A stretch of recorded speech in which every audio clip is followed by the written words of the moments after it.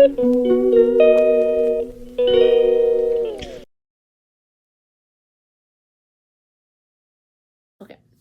hello, welcome to my channel.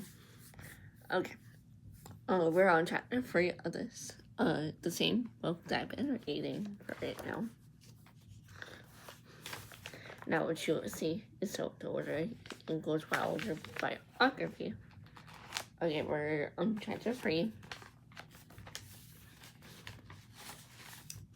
Okay, chapter 3, then a covered wagon and they're ready to go. The big journey from Kansas back to the big woods in Wisconsin took many weeks. Lauara was 4 during the spring of 1871 when at last Pa drove the horses and covered wagon into the clearing where the cabin stood.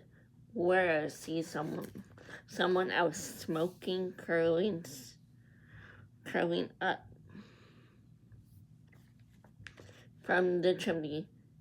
The Gus Funes still lived in the house where Laura had been born, but they planned to leave for the west, and then the Ingalls family could settle into their old home.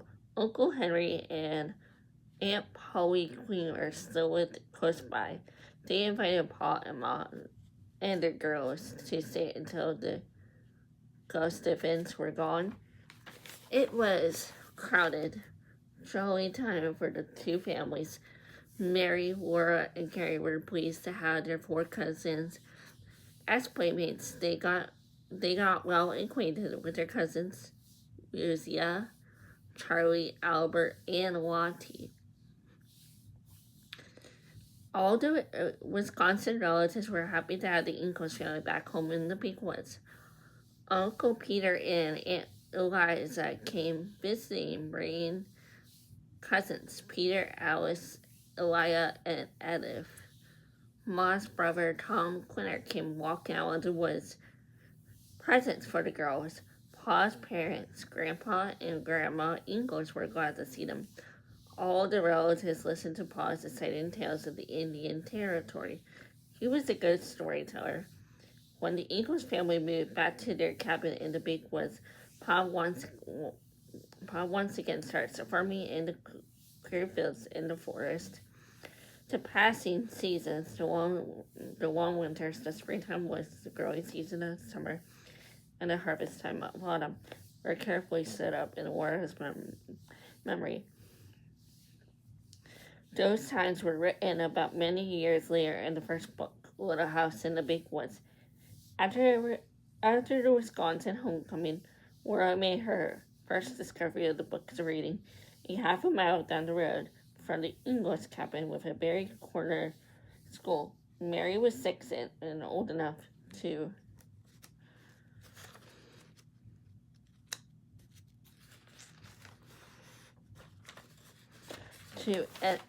honor roll.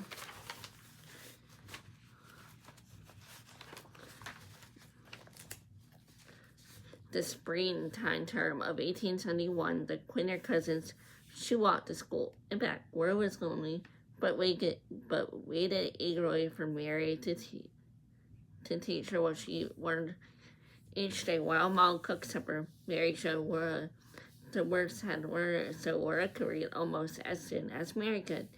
Both Pa and Ma valued books. In the evenings, if Pa was not playing the fiddle or telling the girls one of his own stories, Ma read aloud to him. She reads the novels Norwood and Millbank. She reads General Ben Butler of the New Orleans and a volume about Jerusalem. The land of the book, listening to Ma read, helped awaken Laura's lifelong fascination with words. Many years after reading sessions in the big woods, Laura was asked how she could develop her skill as a writer. She replied that her exposure to the books had taught her importance of reading and writing. Pa and Ma were great reading, Laura said, and I read a lot at home with them. When the fall term of school started in October of 1871, Laura went along with Mary. The girls spun a shiny new dinner pail between them. and took turns carrying their one school book. Mira was not yet 5, but she thought spending the day at school was wonderful. Besides, Mary and her cousins were as playmate. Clarence Holden was there. Laura Mary knew the Hudson children, Clarence and Ava. Paul and Mom were good friends of their parents. The Holden family was a mile from the Ingalls cabin. The two families also visit back and forth. The neighborhood surrounding the Ingalls farm was so thickly settled that company often stopped to visit Pa and Ma. Dances were popular pastimes, and Pa's finding again added to the music. Laura loved watching the dancers take over the floor. When she fiddlers began, she stayed with her other little children watching the ladies' full skirts and the men's boots, going by the music plate and the color shot of the dance steps. For 2 seasons, Pa found his clearing in Wisconsin woods. He still grumbled about the sprouting trees that constantly rooted in his clear fiddles. Pa wanted to go west again. He had like the Kansas plan, and he wanted once again to live on the prairie. His fiddle even sang off far places. Pa played Old Folks at Home, Dixie, and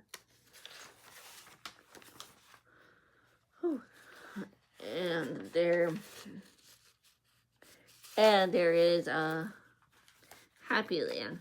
Pa's voice was full of longing when he sang In the Starlight. In the Starlight was as wonder, gay and free. Ma laughed when Pa talked to her so early about moving west again. She said that all Pa was itching, but trees and hills neighbors suited Ma much more better than the bare, flat, lonely plains. Pa talked to Uncle Peter and Aunt Eliza about moving west across the Mississippi River to the state of Minnesota, beyond the bluffs and around wooded hills of their bottom prairies. Prairies flattened out past towns like Mankato and New. Ma liked the idea of traveling with another family over those flatlands with so few towns and settlers. For the second time, Pa sold his farm in the Big Woods. Late in the fall of 1873, a Swedish farmer named Anderson bought the place for $1,000. Until the tide came to the west, Pa and Ma and the girls stayed with Uncle Peter and Eliza. Mary and Laura attended the school with their cousins, walking through the snow to the log schoolhouse, but the school days were few. The adults were eager to start the trip west. The wagons must cross Lake Pepin before the ice became thin and soft. Sometimes people waited too long and their little wagon went crashing through the ice into the deep, cold waters. Early in February 1874, the two girl families, Pa and Uncle Peters, were ready to leave for Minnesota. Grandma and Grandpa, in-laws, aunts, uncles, cousins, and friends all stood around watching them go. It was so cold, the wind blew across the ice of Lake Pepin so bitterly that no one wanted to go families to leave their warm firesides of these cabins in the woods. Most of Pa's and Ma's brothers sisters never moved farther west than Wisconsin homes. One uncle wondering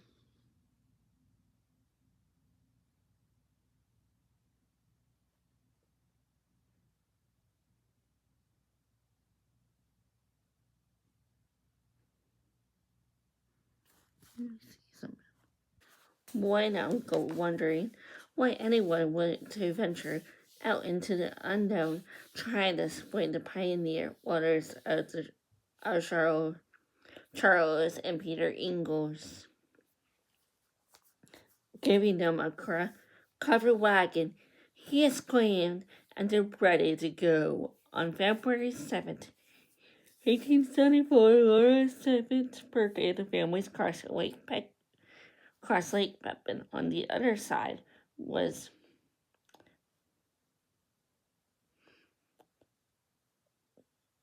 the town of Lake City, Minnesota. Pa and Ma and Uncle Peter and Aunt Eliza bustled all the cousins into the warmth of the Lake City Hotel. Pa vanished and then came back bringing Laura's birthday present. It was a book of poems called The Flower Let Lake City was on the eastern edge of Minnesota.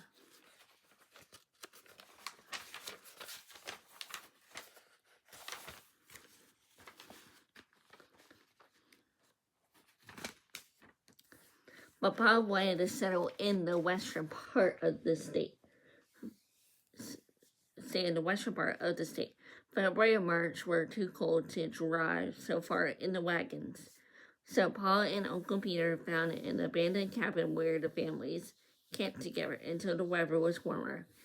Uncle Peter located a farm along the Zombro River where he wanted to settle. So when the time came to travel on, Pa and Mom, Mary, Laura, and Carrie drove west along. One night on the journey across Minnesota, Laura was falling asleep in the wagon when she heard what she said was a clear, wonderful call. Mom told her it was a whistle of a railroad train. Looking out into the darkness from the shelter of the wagon, Laura saw a speeding train for the first time. We are all silent, watching till the train was out of sight. Laura recalled. Then Pa said, "We are living in a great age," he said. The day a train covered more distance than an ox team could travel in a week. And he spoke of the railroads conquering the great American desert. Day after day, the Ingalls wagon moved west. The springtime prairie was green with the grasses and covered with wildflowers. They saw few people.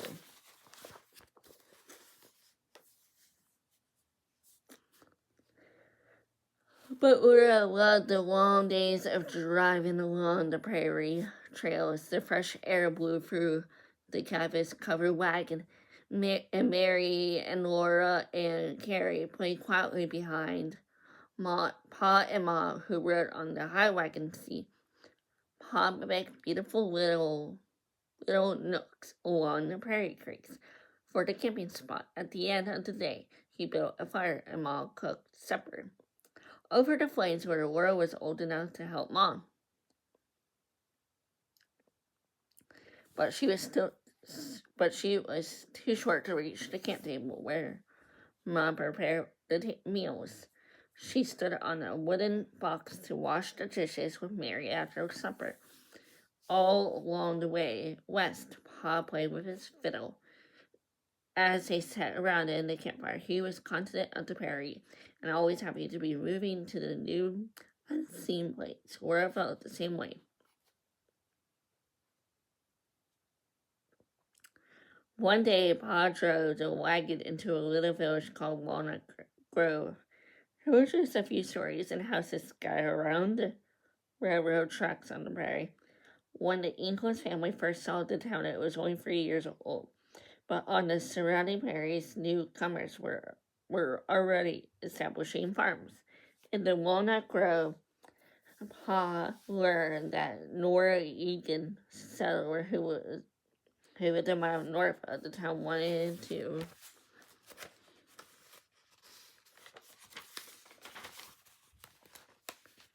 move away.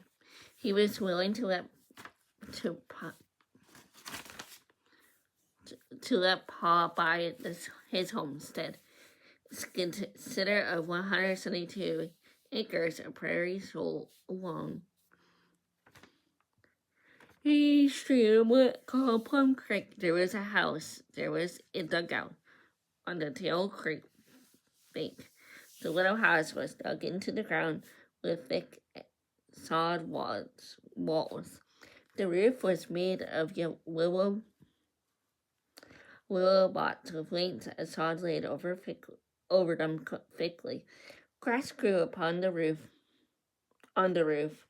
and except for the stovepipes sticking up, it looked exactly like the rest of the prairie ground. The dugout house was small. There was just one room, about the size of the wagon, but Pom and Mom knew it would be cool in the summer and snug in the winter.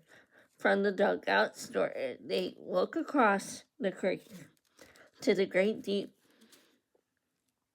to the great sweep of level prairie landed. Bob said he would never feel the crowd in such wide open country. He planned to raise acres of what on the farm, and with Walnut Grove and the railroad near. The grain could be shifted by the train to the big flour mills in the St. Paul Parsecs were good in the new home amid a set of prairie. In the evenings, Paul liked to sit just outside the dugout door as the sun sets. Walking over the new land, his voice and the fiddle sang together. Home, home, sweet home, peace ever so humble. There's no place like home. Okay.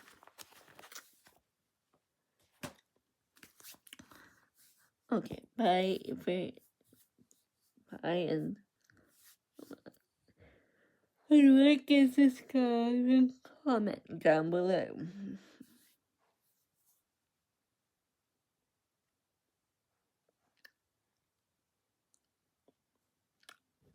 I'll see you next time.